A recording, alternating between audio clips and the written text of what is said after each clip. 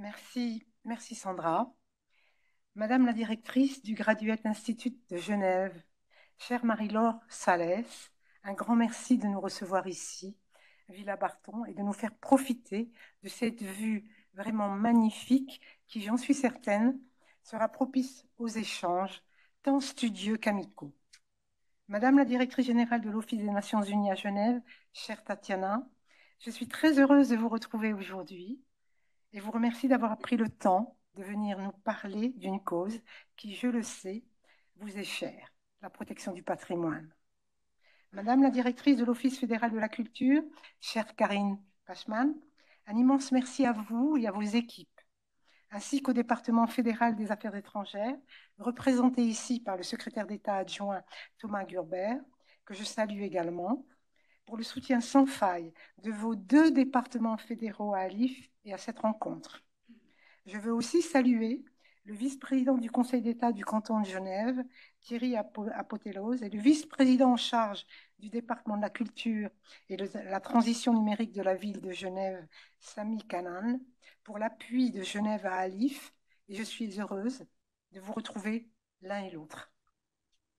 Permettez-moi également de saluer le docteur Jassil Suleiman Al-Bashir, président de la Commission royale pour le patrimoine d'Arabie saoudite, et son collègue, le docteur Abdullah Al-Zaharani, ainsi que la directrice culture et situation d'urgence de l'UNESCO, Christa Picat, et aussi ma chère amie, Irina Bokova, ancienne directrice générale de l'UNESCO et aujourd'hui membre de notre conseil international, du Conseil international d'Alif, ce dont nous sommes vraiment très très fiers. Merci Irina. Enfin, un immense merci à l'écrivain Metin Arditi pour sa présence, ainsi qu'à ceux qui sont venus de loin pour humer un peu l'air pur de Genève, et notamment aux délégations ouzbèques. Je salue Gaïane Umerova. Merci Gaïane d'être là. La délégation colombienne, et tout particulièrement le docteur Saya Vergara-Jain, mais aussi ukrainienne. Merci Galina Grigorenko d'être avec nous.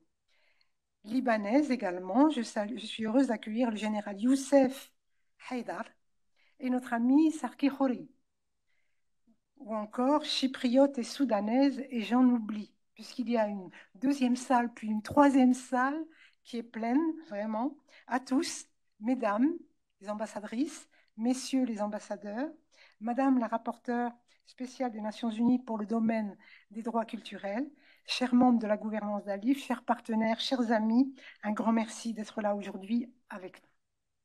C'est donc avec beaucoup de joie et une immense fierté que j'ouvre cette conférence internationale organisée par Alif, avec le soutien du département fédéral des affaires étrangères et de l'Office fédéral de la culture suisse, du canton de Genève, mais aussi naturellement de l'ensemble des États membres et de tous les donateurs privés d'Alif. Je leur exprime à tous ma profonde gratitude, ainsi qu'aux équipes de notre fondation, qui, sous la houlette avisée de notre directeur exécutif Valérie Fréland, sont mobilisées depuis plusieurs mois avec tous pour la réussite de cette rencontre. Un grand merci aussi à l'équipe.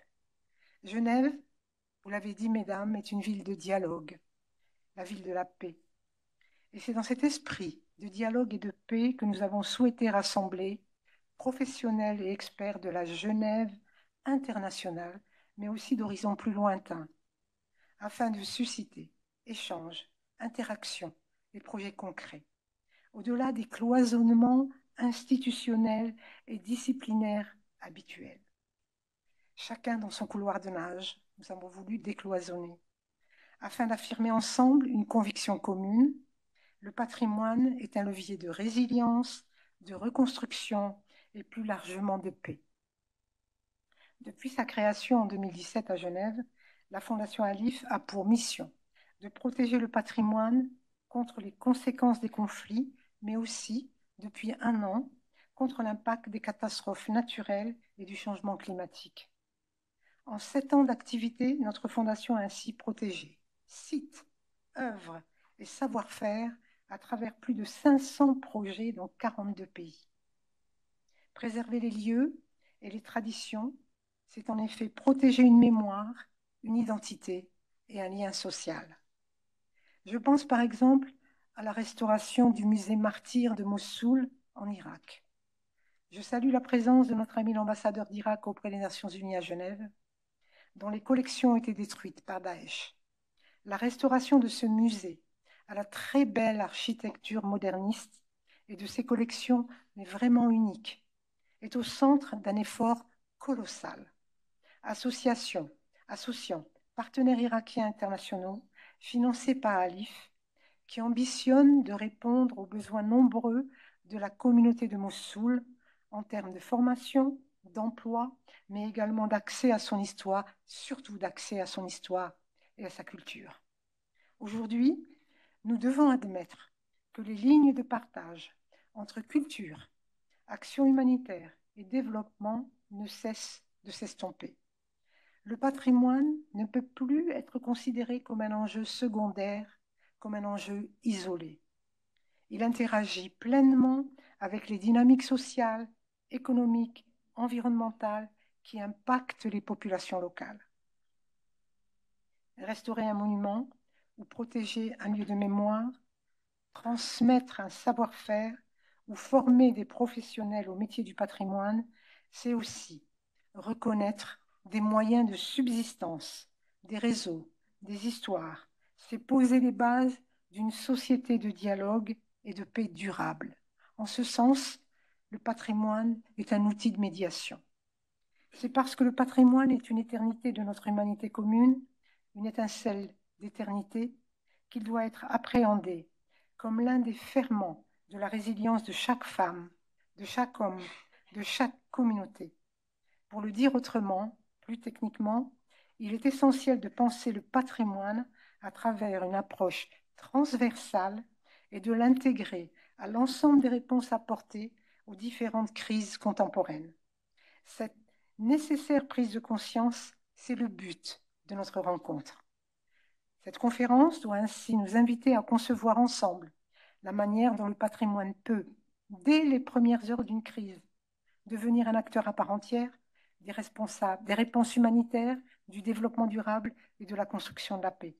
À cet égard, je crois que les femmes jouent et peuvent jouer un rôle singulier dans cette attention portée au patrimoine, dans sa transmission.